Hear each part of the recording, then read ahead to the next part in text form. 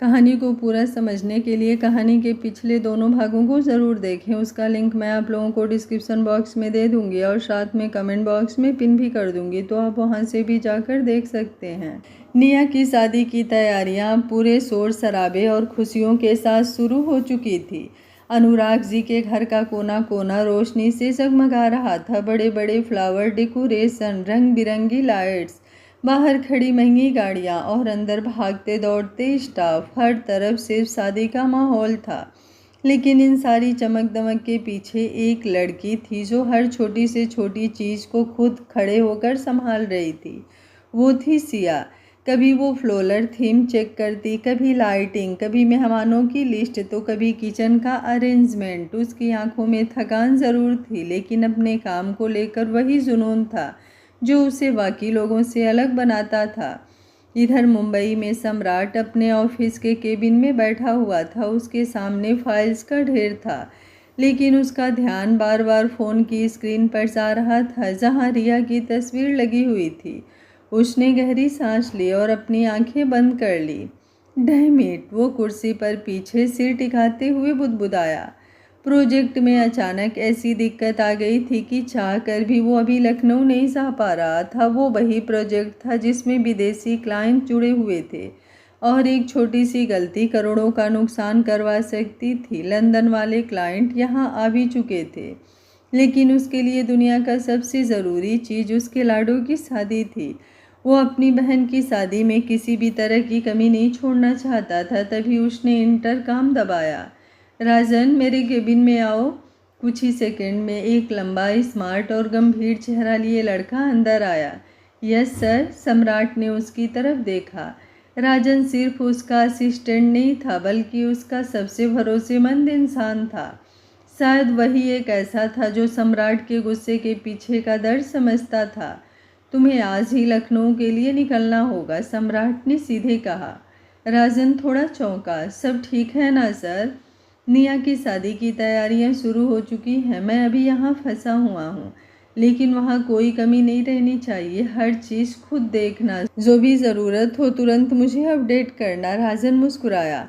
आप चिंता मत कीजिए, आपकी बहन की शादी है, कोई कमी नहीं रहेगी। सम्राट कुछ पल चुप रहा, फिर धीरे से बोला, उसकी मुस्कान मेरे लिए सब कुछ है राजन। राजन ने पहली बार उसकी आंखों में वो नरमी देखी जो शायद सिर्फ निया के लिए निकलती थी। मैं आज ही निकलता हूँ सर। और हाँ, सम्राट की आवाज़ फिर गंभीर हो गई, अगर उसे मेरी कमी महसूस हो तो उसे संभाल लेना। मैं जल्दी पहुँचने की पूरी कोशिश करूँगा। जी सर। राजन के जाते ही सम्राट ने एक बार फिर फ़ोन उठाया और निया की तस्वीर को देखने लगा। उसके होठों पर हल्की मुस्कान आई, लेकिन आंखों में बेचैनी साफ थी। इधर लखनऊ में अनुराग जी और नीलिमा खुद अपनी गाड़ी से सिया के घर पहुंचे थे। छोटा सा लेकिन बहुत साफ सुथरा घर था। दरवाज़ा सिया की माँ ने खोला तो सामने इतने बड़े लोगों को देखकर वो घबरा गई। अरे आप लोग! उन्होंने जल्दी से हाथ जोड़ दिए। नमस्ते, नीलिमा मुस्कुराई। हम लोग अंदर आ सकते हैं? जी जी, क्यों नहीं। वो तुरंत उन्हें अंदर ले आई। सिया उस वक्त समर को खाना खिला रही थी। अनुराग जी और नीलिमा को देखकर वो तुरंत खड़ी हो गई। सर आप? अनुराग जी मुस्कुराए। क्यों, हम यहाँ नहीं आ सकते थे? सिया हल्का सा मुस्कुरा दी। समर अपनी बड़ी बड़ी आंखों से सबको देख रहा था। नीलिमा उसके पास बैठ गई। और जनाब, कैसे हैं आप? समर शर्माते हुए सिया के पीछे छिप गया। बहुत प्यारा बच्चा है, नीलिमा ने प्यार से कहा। फिर उन्होंने सिया की माँ की तरफ देखा। दरअसल हम आपको खास तौर पर इनवाइट करने आए हैं। सिया तो हमारी वेडिंग प्लानर है ही, लेकिन आप लोग भी हर फंक्शन में ज़रूर आइएगा। आप आएंगे तो हमें बहुत अच्छा लगेगा। सिया की माँ हैरानी से उन्हें देखती रह गई। इतने बड़े लोग और इतनी विनम्रता। अनुराग जी ने भी हाथ जोड़ते हुए कहा, आप लोग हमारे अपने जैसे हैं, इसलिए मना मत कीजिएगा। अरे नहीं नहीं, सिया की माँ भावुक हो गई। ये तो हमारा सौभाग्य है। कुछ देर बैठने के बाद अनुराग जी और नीलिमा वहाँ से चले गए। दरवाज़ा बंद होते ही घर में कुछ पल की खामोशी छा गई। सिया की माँ धीरे से सोफे पर बैठ गई। उनके चेहरे पर अजीब सी भावना थी। ये लोग कितने अच्छे हैं ना बेटा, उन्होंने धीरे से कहा। इतने बड़े लोग हैं लेकिन मन में ज़रा भी घमंड नहीं, कैसे हाथ जोड़कर हमें आने के लिए कह रहे थे। सिया चुपचाप अपनी माँ की बात सुनती रही। उसकी माँ की आंखें अचानक भर आई। काश, उन्होंने गहरी सांस ली, काश मेरी बेटी की ज़िंदगी में भी ऐसा दिन आता कि मैं भी उसकी शादी इतनी खुशी से कर पाती। ये सुनते ही सिया की आंखों में आंसू उतर आए। उसका दिल जैसे किसी ने कसकर पकड़ लिया हो। वो धीरे से अपनी माँ के पास आकर बैठ गई और उनका हाथ पकड़ लिया। माँ, उसकी आवाज़ भर्रा गई। मेरी गलती है, मैंने आपसे वो हक छीन लिया। चुप, उसकी माँ ने तुरंत उसके होठों पर हाथ रख दिया। ऐसा दोबारा मत कहना। सिया की आंखों से आंसू बह निकले। अगर उस दिन में तेरी कोई गलती नहीं थी, उसकी माँ ने इस बार थोड़ी मजबूती से कहा। फिर उन्होंने प्यार से उसके सिर पर हाथ फेरा। मेरी बच्ची तो इतनी मजबूत निकली, इतनी बड़ी तकलीफ सहने के बाद भी आज मुस्कुराना जानती है। सिया फूट कर रो पड़ी और अपनी माँ के कंधे पर सिर रख दिया। माँ हूँ ना, उसकी माँ धीरे से बोली। कभी कभी बस अपनी बेटी का घर बसता हुआ देखना चाहती हूँ। हर माँ की एक छोटी सी इच्छा होती है, वही कभी कभी मेरे मन में भी आ जाती है। लेकिन इसका मतलब ये नहीं कि मुझे तुझसे कोई शिकायत है। उन्होंने सिया का चेहरा ऊपर किया। तू मेरी ताकत है बेटा, मुझे तुझ पर गर्व है। और समर मेरी ज़िंदगी, मुझे और कुछ नहीं चाहिए। सिया अपनी माँ को देखते ही रह गई। उसे हमेशा लगता था कि उसने अपनी माँ से सब कुछ छीन लिया, लेकिन आज पहली बार उसे महसूस हुआ कि एक माँ का प्यार हर दर्द से बड़ा होता है। तभी समर भागता हुआ आया और सिया की गोद में चढ़ गया। मम्मा, आप रो क्यों रहे हो? सिया ने जल्दी से अपने आंसू पोंछे और मुस्कुराने की कोशिश की। कुछ नहीं बेटा। समर ने अपने छोटे छोटे हाथों से उसके आंसू पोंछे। नानी, मम्मा को डांटा क्या आपने? उसकी मासूम बात सुनकर दोनों हंस पड़ी। सिया ने उसे कसकर गले लगा लिया। शायद वही उसकी दुनिया थी, उसकी माँ और उसका बच्चा।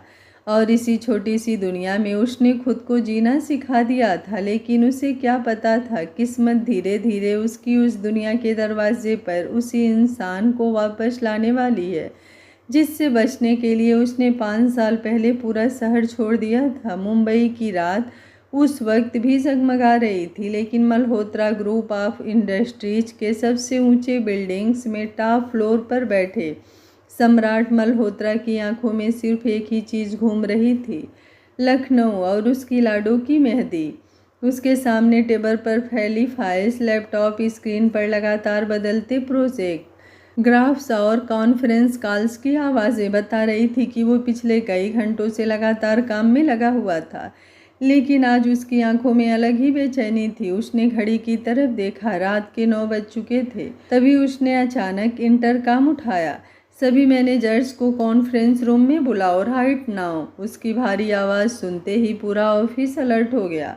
5 मिनट के अंदर पूरा कॉन्फ्रेंस रूम भर चुका था। सभी लोग जानते थे कि जब सम्राट इस तरह अचानक मीटिंग बुलाता है तो मतलब कुछ बहुत बड़ा होने वाला है।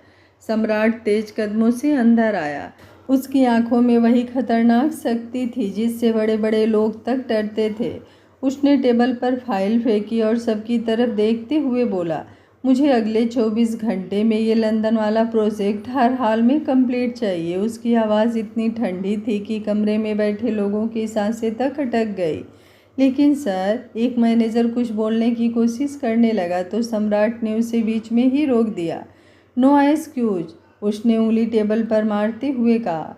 कल मुझे किसी भी हालत में लखनऊ निकलना है और उसके पहले ये डील साइन हो जानी चाहिए। जब तक ये प्रोजेक्ट पूरा नहीं होता कोई भी ऑफिस से बाहर नहीं जाएगा। दुगनी सैलरी दे दो, बोनस दे दो, लेकिन आज रात मुझे रिजल्ट चाहिए। उसके शब्दों में ऐसा दबाव था कि सब तुरंत अपने अपने लैपटॉप और फाइल्स लेकर काम में लग गए। पूरा ऑफिस रातों रात युद्धभूमि की तरह बन चुका था। हर तरफ सिर्फ कीबोर्ड की आवाज़ें, कॉल्स और भागते हुए स्टाफ नज़र आ रहे थे। लेकिन सबसे ज़्यादा काम खुद सम्राट कर रहा था। वो लगातार मीटिंग्स अटेंड कर रहा था। कभी फाइनेंस टीम के साथ बैठता, कभी इंटरनेशनल क्लाइंट्स के साथ वीडियो कॉल करता, तो कभी खुद प्रेजेंटेशन में बदलाव करवाता। उसकी आंखों में नींद नहीं थी, सिर्फ एक जिद थी कि किसी भी हालत में वो अपनी बहन के पास पहुंचेगा। रात के करीब 1:30 बजे फाइल्स मीटिंग शुरू हुई। सामने बड़ी स्क्रीन पर लंदन से आए क्लाइंट्स जुड़े हुए थे। उनमें सबसे आगे बैठे थे मिस्टर एड्रियन कोलिंस, एक बेहद बड़ा बिजनेस नाम जिनके साथ डील करना हर कंपनी का सपना होता था। एड्रियन की नज़रें स्क्रीन पर खड़े सम्राट पर टिकी हुई थी। सम्राट ने बिना वक्त गवाए प्रोजेक्ट समझाना शुरू किया। उसकी आवाज़ में वही आत्मविश्वास था जो सामने वाले को मजबूर कर दे कि वो उसकी बात माने। उसने होटल चैन, इंटरनेशनल लग्जरी इंफ्रास्ट्रक्चर और नई टेक्नोलॉजी बेस्ड मैनेजमेंट सिस्टम का पूरा प्लान समझाया। कैसे उनका प्रोजेक्ट यूरोप और एशिया के बीच बिजनेस कनेक्टिविटी को बढ़ाएगा, कैसे आने वाले 5 सालों में ये होटल इंडस्ट्रीज़ का सबसे बड़ा नाम बन सकता है। हर चीज़ वो इतनी गहराई और स्पष्टता से समझा रहा था कि सामने बैठे विदेशी क्लाइंट तक एक दूसरे को देखने लगे।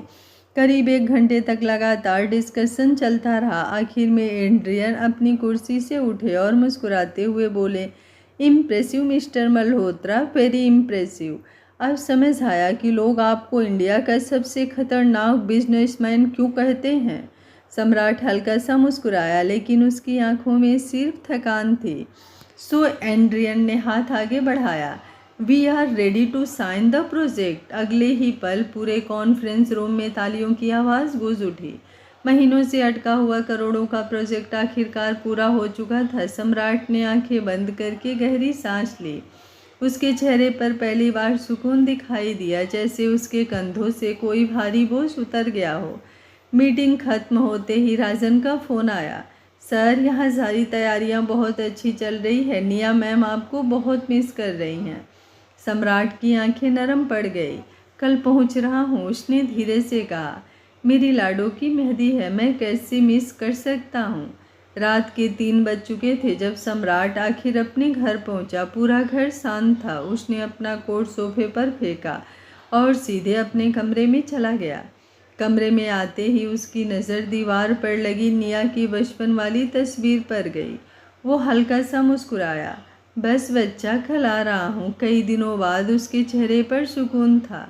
उसने आंखें बंद किया और कुछ ही मिनटों में गहरी नींद में चला गया, क्योंकि आज उसका काम खत्म हो चुका था और कल उसे अपनी बहन की मेहंदी में पहुंचना था।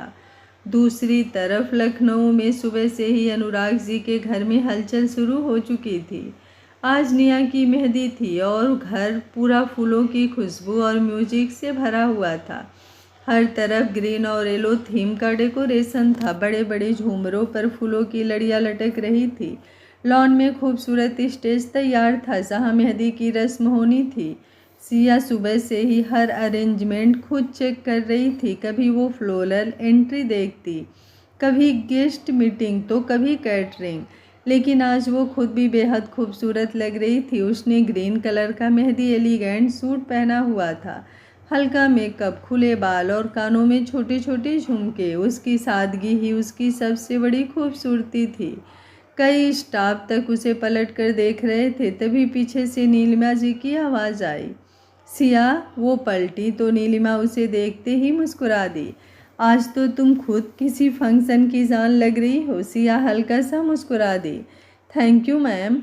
तभी अनुराग जी भी वहाँ आए और उसे देखते हुए कुछ पल के लिए रुक गए। बहुत सुंदर लग रही हो बेटा। सिया ने झुककर सिर हिला दिया। अनुराग जी ने इधर उधर नज़र घुमाई, वैसे समर दिखाई नहीं दे रहा। ये सुनते ही सिया के चेहरे पर हल्की उदासी उतर आई। वो अभी स्कूल गया है सर, उसने धीरे से कहा। स्कूल से आने के बाद माँ उसे लेकर यहाँ आ जाएंगी। मुझे काम की वजह से पहले ही आना पड़ा।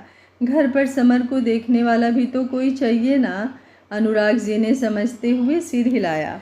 तुम हर चीज़ अकेले कैसे संभाल लेती हो, इतना परफेक्ट। उनके मुंह से अनजाने में निकल गया। सिया कुछ पल चुप रही, फिर हल्का सा मुस्कुरा दी, शायद आदत हो गई है सर। उसकी मुस्कान में जो दर्द था वो सिर्फ वही महसूस कर सकती थी जिसने ज़िंदगी को बहुत करीब से टूटते देखा हो। लेकिन आज उसे पता नहीं था कि कुछ घंटों बाद किस्मत उसे फिर उसी मोड़ पर लाने वाली है जहाँ से उसने 5 साल पहले भागकर अपनी ज़िंदगी बचाई थी। दोपहर के करीब 12 बज चुके थे और अनुराग जी के घर का माहौल अब पूरी तरह शादी के रंग में रंग चुका था। बाहर लान में हल्की हल्की धूप फूलों की झालरों पर पड़कर उन्हें और चमका रही थी। हर तरफ ग्रीन और गोल्डन थीम की सजावट थी। बड़े बड़े सफ़ेद फूलों के आर्च, झूमते हुए गेंदा और मोगरे के हार, बीच में बना खूबसूरत मेहंदी स्टेज और उसके चारों तरफ सजी छोटी छोटी रंगीन कुर्सियाँ। पूरा माहौल किसी सपने जैसा लग रहा था। घर में बजते हल्के पंजाबी और वेडिंग सॉन्ग्स माहौल को और भी जिंदा बना रहे थे। सिया की नज़र हर छोटी चीज़ पर थी। वो कभी किसी फ्लावर अरेंजमेंट को ठीक करवाती, कभी टेबल सेटिंग चेक करती, तो कभी लाइटिंग। उसके चेहरे पर हल्की थकान थी, लेकिन आंखों में वही जिम्मेदारी और परफेक्शन साफ दिख रहा था। तभी ऊपर सीढ़ियों की तरफ अचानक सबकी नज़रें चली गई। धीरे धीरे सीढ़ियों से उतरती हुई निया दिखाई दी। कुछ सेकंड के लिए तो वहाँ मौजूद हर इंसान उसे देखता ही रह गया। उसने ग्रीन और गोल्डन शेड का बहुत खूबसूरत लहंगा पहना हुआ था, जिस पर बारीक कढ़ाई और स्टोन वर्क उसकी हर हरकत के साथ चमक रहा था। उसने खुले सिल्की बाल हल्के हल्के कर्ल किए हुए थे और माथे पर सजा छोटा सा मांग टीका उसके चेहरे की मासूमियत को और निखार रहा था। हाथों में पहनी पतली पतली चूड़ियाँ चलते हुए हल्की आवाज़ कर रही थी। उसकी बड़ी बड़ी आंखों में खुशी साफ झलक रही थी और होठों पर वो मुस्कान थी जो हर लड़की के चेहरे पर अपनी शादी के दिनों में आ जाती है। उसके पीछे उसकी कई फ्रेंड्स हंसती बातें करती हुई नीचे आ रही थी। ओ माय गॉड निया, यू आर लुकिंग स्टनिंग, उसकी एक दोस्त ने उत्साहित होकर कहा। दूसरी तुरंत बोली, बीरेन जी तो आज आपको देखकर वहीं फिदा हो जाएंगे। निया शर्मा कर हंस पड़ी। जैसे ही उसकी नज़र पूरे डेकोरेशन पर गई, वो कुछ पल के लिए रुक गई। उसकी आंखों में सचमुच खुशी चमक उठी। वाह, उसके मुंह से खुद ब खुद निकला। उसने चारों तरफ देखा। हर चीज़ इतनी खूबसूरत और प्यार से सजाई गई थी कि जैसे किसी ने सिर्फ डेकोरेशन नहीं बल्कि भावनाएं सजाई हो। तभी उसकी नज़र थोड़ी दूर खड़ी सिया पर पड़ी, जो स्टाफ को कुछ समझा रही थी। निया तुरंत उसके पास चली गई। सिया, उसकी आवाज़ में उत्साह था। सिया पलटी तो निया ने बिना कुछ सोचे उसे गले लगा लिया। Thank you so much. वो सच में खुश लग रही थी। सब बिल्कुल वैसा है जैसे मैंने सोचा था, इनफैक्ट उससे भी ज़्यादा खूबसूरत। सिया हल्का सा मुस्कुरा दी। आपको पसंद आया, बस यही ज़रूरी था। पसंद? निया ने उसकी दोनों हथेलियां पकड़ ली। I am in love with this decoration. उसकी आंखों में बच्चे जैसी खुशी थी। तभी उसकी फ्रेंड्स भी वहां आ गईं और सब डेकोरेशन की तारीफ करने लगी। सिया बस हल्की मुस्कान के साथ सब सुनती रही। तभी मेहंदी लगाने वाली औरत अपना सामान लेकर वहां पहुंच गई। बड़ी बड़ी कोन्स, डिजाइन, बुक्स और खूबसूरत कुशन देखकर माहौल और भी रंगीन हो गया। नीलिमा प्यार से अपनी बेटी को देखकर बार बार नज़र उतार रही थी। तभी निया की नज़र अचानक राजन पर गई, जो थोड़ी दूरी पर खड़ा फ़ोन में कुछ देख रहा था। वो तुरंत उसकी तरफ बढ़ी। राजन भैया, उसकी आवाज़ में वही अपनापन था। राजन मुस्कुराकर उसकी तरफ मुड़ा। जी निया जी। निया के चेहरे पर हल्की उदासी उतर आई। क्या भैया अभी भी फ्री नहीं हुए? उसने धीमे से पूछा। उनका प्रोजेक्ट अभी तक पूरा नहीं हुआ क्या? उसके सवाल में शिकायत कम और अपने भाई की कमी ज़्यादा थी। राजन कुछ पल उसे देखता रहा। उसे अच्छी तरह पता था कि सम्राट ने उसे साफ मना किया था कि वो नीवा को कुछ ना बताए। वो अपनी लाडो को सरप्राइज देना चाहता था, इसलिए राजन ने हल्की मुस्कान के साथ कहा, वो पूरी कोशिश कर रहे हैं, अगर आज नहीं तो कल तक ज़रूर पहुंच जाएंगे। निया ने होठ भींच लिए, लेकिन फिर खुद को संभालते हुए मुस्कुरा दी। मुझे पता है भैया कभी मुझे नाराज़ नहीं करेंगे। लेकिन उसकी आंखों में हल्की उदासी फिर भी साफ दिखाई दे रही थी। राजन उसे देखता रहा। उसे पहली बार महसूस हुआ कि सम्राट और निया का रिश्ता कितना गहरा है। निया फिर अपनी फ्रेंड्स के साथ स्टेज की तरफ चली गई, जहां मेहंदी की रस्म शुरू होने वाली थी। इधर राजन धीरे से एक तरफ आया और तुरंत अपना फ़ोन निकाला। कॉल कुछ ही सेकंड में रिसीव हो गई। यस, उधर से सम्राट की भारी आवाज़ आई। सर, आप कहाँ तक पहुँचे हैं? राजन ने धीमे से पूछा। अगले ही पल उधर से जवाब आया, मैं लखनऊ पहुँच चुका हूँ, बस घर के लिए निकल चुका हूँ। ये सुनते ही राजन के चेहरे पर बड़ी सी मुस्कान आ गई। उसने हल्की नज़र निया की तरफ डाली, जो अभी भी बार बार इंटरेस्ट की तरफ देख रही थी।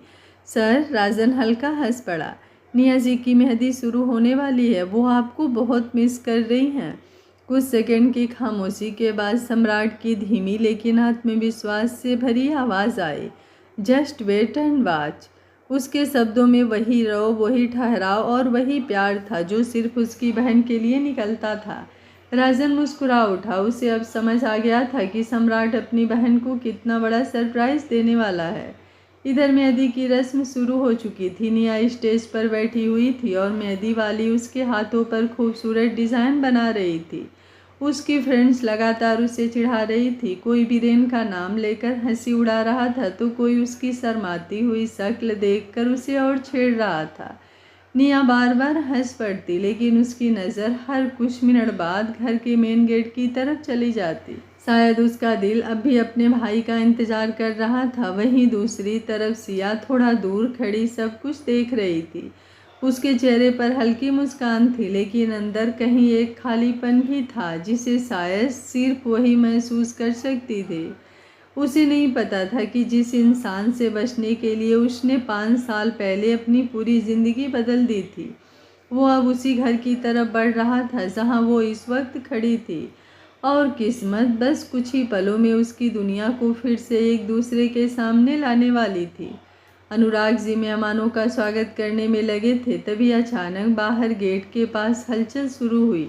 सिक्योरिटी गार्ड्स एकदम अलर्ट हो गए। बड़ी बड़ी ब्लैक कार्स एक के बाद एक अंदर आती दिखाई दी। वहां मौजूद कई लोगों की नज़रें उसी तरह घूम गईं।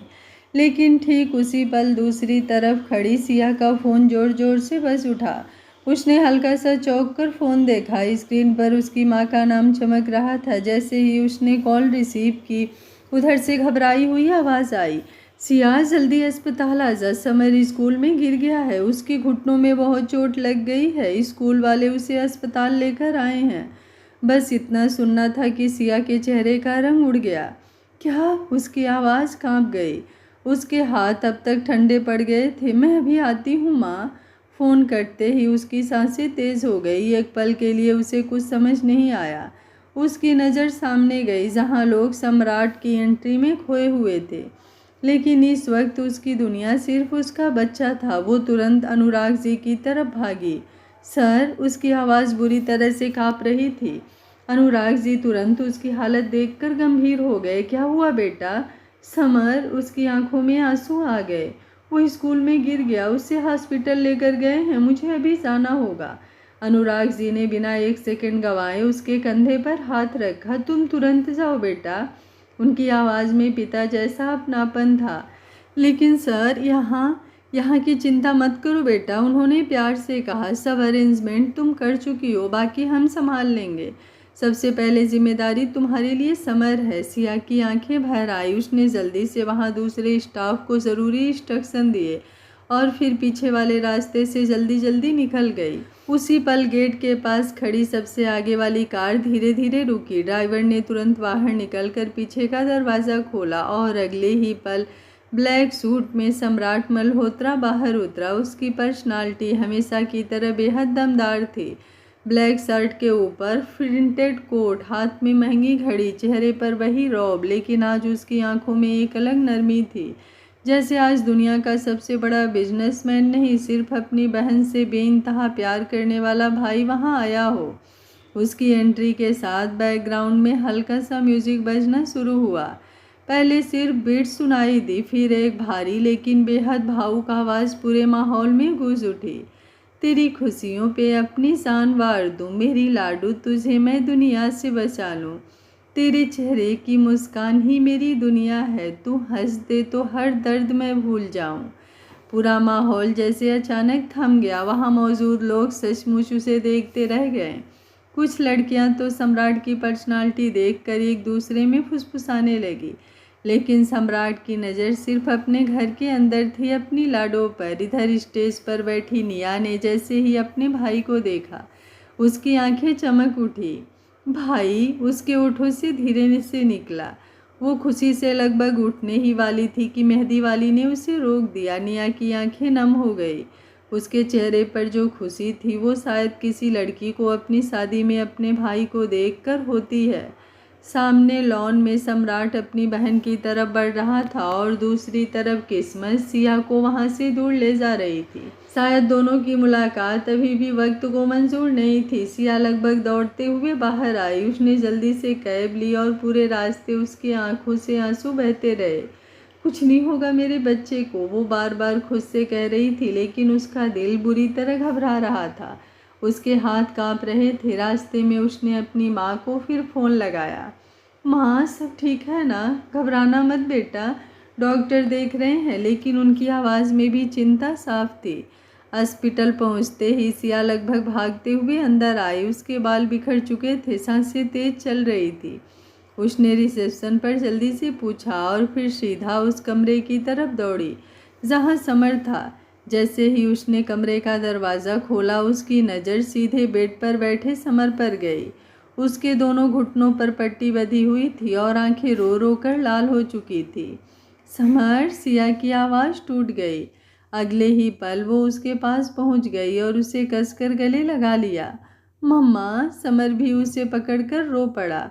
आप आ गए? सिया की आंखों से लगातार आंसू बह रहे थे। उसने घबराकर उसके चेहरे को पकड़ा। बहुत दर्द हो रहा है बेटा, समर ने रोते हुए सिर हिलाया। मैं गिर गया था मम्मा। उसकी मासूम आवाज़ सुनकर सिया का दिल जैसे चीर गया। उसने तुरंत उसके घुटने को देखा जहाँ पट्टी लगी थी। चोट बहुत बड़ी नहीं थी, लेकिन एक माँ के लिए अपने बच्चे का छोटा सा दर्द भी दुनिया का सबसे बड़ा दर्द होता है। नहीं चल सकते हैं आप? वो रोते रोते ही उसे डांटने लगी, लेकिन उसकी आवाज़ में सिर्फ डर था। तभी डॉक्टर अंदर आए। मिस सिया, उन्होंने शांत आवाज़ में कहा, आप घबराइए मत, चोट ज़्यादा गंभीर नहीं है। बच्चों को ऐसी चोटें हो जाती हैं। लेकिन सिया अभी भी कांप रही थी। डॉक्टर, उसे बहुत दर्द हो रहा है ना? हमने इंजेक्शन दे दिया है, थोड़ी देर में दर्द कम हो जाएगा, बस 2-3 दिन ध्यान रखना होगा। डॉक्टर मुस्कुराए। और हाँ, आप खुद को थोड़ा संभालिए, बच्चे अपने माँ को रोता देखकर ज़्यादा डर जाते हैं। ये सुनते ही सिया ने तुरंत अपने आंसू पोंछे और ज़बरदस्ती मुस्कुराने की कोशिश की। फिर उसने प्यार से समर के माथे को चूमा। कुछ नहीं हुआ मेरे शेर को। उसने उसके बाल सहलाए। मम्मा है ना आपके पास? समर धीरे से उसके सीने से लग गया। उस पल दुनिया की हर आवाज़ जैसे कहीं दूर चली गई थी। वहाँ सिर्फ एक माँ थी जो अपने बच्चे के छोटे से दर्द में भी टूट गई थी।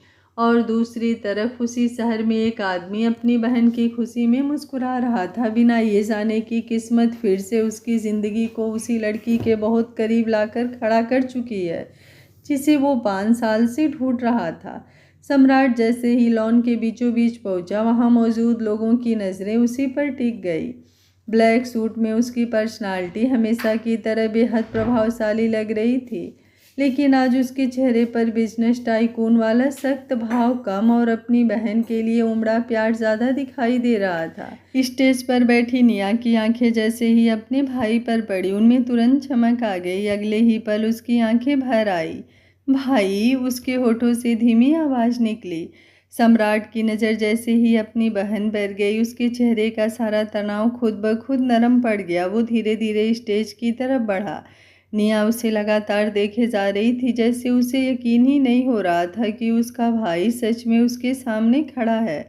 सम्राट उसके सामने जाकर रुक गया। कुछ पल दोनों बस एक दूसरे को देखते रहे। फिर सम्राट हल्का सा मुस्कुराया।